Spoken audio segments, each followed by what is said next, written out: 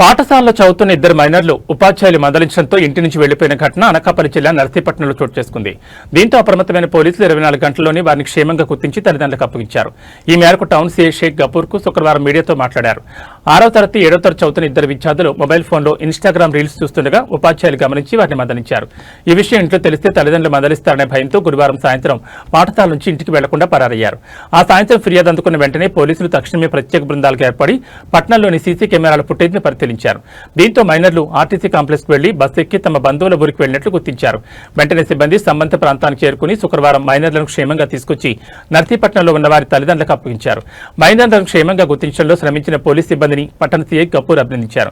పిల్లలపై తల్లిదండ్రులు ఉపాధ్యాయులు ప్రేమతో పర్యవేక్షిస్తూ వారి నడవడికపై దృష్టి సారించాల్సిన అవసరం ఉందని, ఇలాంటి సంఘటనలు పునరావృతం కాకుండా తగిన జాగ్రత్తలు తీసుకోవాలని సీఐ సూచించారు. నమస్తే అండి. నిన్న అనగా తేదీ 11/2/2026 రాత్రి 8 గంటల సమయంలో నర్సీపట్నం శివపురం ఏరియాకి సంబంధించిన కొంతమంది తల్లిదండ్రులు మా దగ్గరికి వచ్చి ఇద్దరు విద్యార్థినులు అమ్మాయిలు, ఇద్దరు కూడా 7th 6th చదువుతున్న అమ్మాయిలు కనిపించట్లేదు, ఉదయం స్కూల్కి వెళ్తానని పిల్లలు ఇంతవరకు మాకు ఆచూకీ లేకుండా అయిపోయింది, మేము చుట్టుపక్కల బంధువులు పెట్టుకొని మీ దగ్గరికి వచ్చామని చెప్పి మనకి రిపోర్ట్ ఇవ్వడంతో మనం వాళ్ళు కనిపించట్లేదని మిస్సింగ్ కేసు నమోదు చేసి ఇమీడియట్గా మా టీమ్స్ 2 టీమ్స్ను ఫామ్ చేసి నైటే మొత్తం వాళ్ళు ఎక్కడైతే లాస్ట్ మిస్ అయ్యారనేది అక్కడ నుంచి మొదలుకొని మొత్తం ఏరియా ఉన్నటువంటి సీసీ కెమెరాస్ అలాగే బస్సెస్ ఇన్ఫర్మేషన్ అన్నీ కూడా కలెక్ట్ చేసి మా టీమ్స్ని పంపించి అది మనం ఇమీడియట్గా మనం 24 hours గడవక ముందు ఆ పిల్లలిద్దరినీ కూడా చింతపల్లి ఏజెన్సీ ఏరియాలో జరిల్ల గ్రామంలో ఉన్నట్లుగా గుర్తించడం జరిగింది. అక్కడ మా టీములు పంపించి మా ఎస్ఐ గారి ద్వారా అక్కడ క్యాచ్ చేయించి వాళ్ళని తీసుకొచ్చి ఇప్పుడు వాళ్ళ పేరెంట్స్కి అప్పచెప్తున్నాం.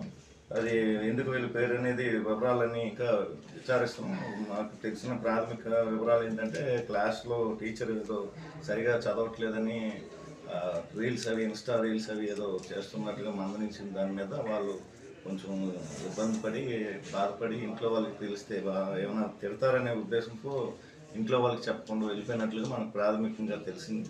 ఇది కేసు దర్యాప్తు అవుతుంది. ఆ పిల్లల్ని కూడా పేరెంట్స్కి అప్పచెప్తున్నాం.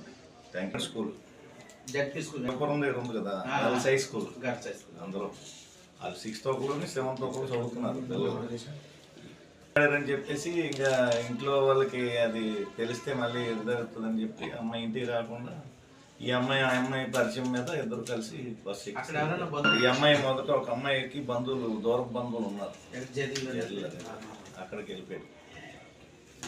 15-16 తారీఖుల్లో ఇక్కడ బలిఘట్టం అలాగే ఉత్తరవాహిని ఏరియాలో ఈ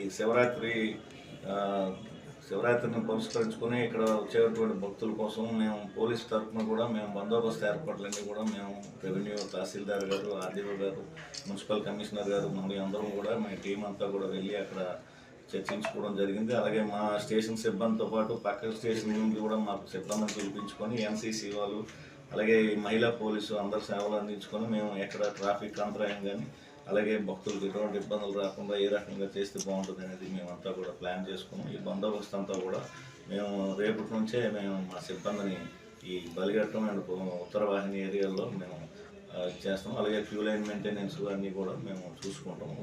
అవసరమైన ప్రాంతాల్లో డ్రోన్ కెమెరాస్, సీసీ కెమెరాస్ కూడా మేము పెట్టి ప్రత్యేకంగా అది ఎవరైనా అనుమానితులు కానీ అందులో భక్తులకు ఇబ్బంది కలిగించలేదు దొంగతనాలు అవి జరగకుండా మేము అన్ని ఏర్పాట్లు తీసుకుంటున్నాం. బందోబస్తు మనకి సిబ్బంది రావాల్సి ఉందండి. ఇంకా వచ్చిన తర్వాత ఎంతమంది అనేది చూపెడుతున్నామండి మట్టిలో. అలాగే సీసీ కెమెరాస్, డ్రోన్ కెమెరాస్తో కూడా మేము సర్వేలెన్స్ చేస్తున్నాం. పెట్రోలింగ్ టీము ప్రత్యేకంగా మనం అక్కడ కూడా ఏర్పాటు చేస్తున్నాం అనేది. ఇంకా ఫ్లీట్ రివ్యూ ఒకటి అవుతుంది. నేను 40-50 మంది అయినా మేము ఉండాలని చెప్పి ఆలోచిస్తాం. మరి ఎంతమంది ఇస్తారనేది దాన్ని బట్టి చూసుకుంటాం.